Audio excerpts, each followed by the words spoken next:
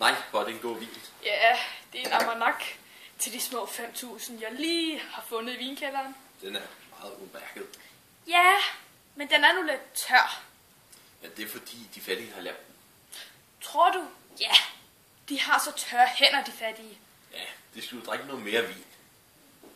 Har du hørt den nye skolereform, der er sat i gang? Ja, jeg kan nu også godt forstå, at de vil blive lidt længere i den røde murstensbygning. Ja, hvorfor da, søde Christian? Jo, ser du, søde Erik? De er jo så dumme, de fattige.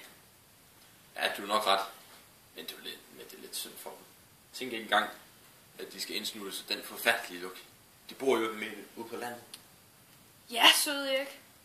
Det hedder ekskrementer. Ekskrementer? Jamen, er det ikke? Jo, søde Erik. Det er det.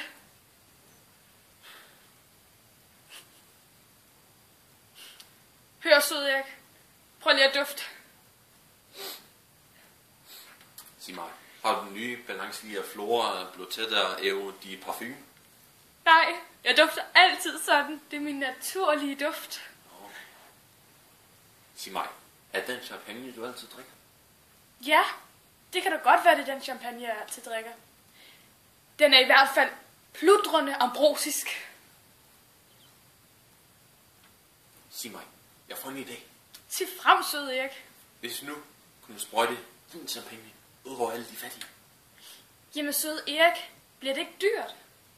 Nej, du får 45 millioner. Men prøv at tænke, så vil alle dufte bedre.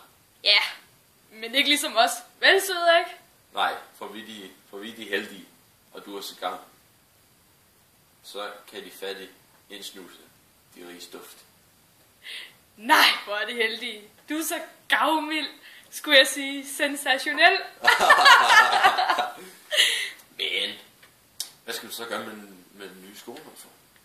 De skal bare i skole. De fattige bliver jo klogere. Forhåbentlig. Ikke, søde Erik? Jo, du har nok ret. Men ikke lige så klog som os. Nej, søde Erik, for vi er jo skide kloge. Og stenet, ikke? Ej, tag noget mere vin. Den er simpelthen, den er så god. Den er så god. Den er lidt tør måske, men altså. I love it.